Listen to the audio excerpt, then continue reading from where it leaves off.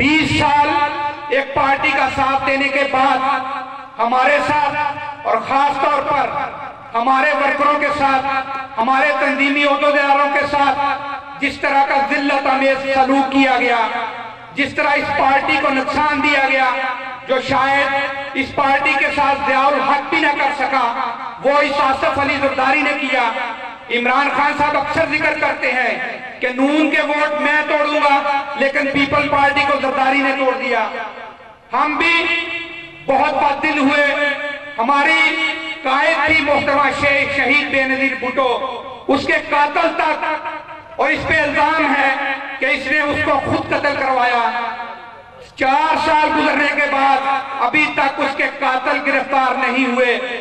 हमारा जो मौजूदा साबिक सूबाई वजीर माल था, वो वर्करों के साथ जिल्लत आमेज सलूक करता रहा।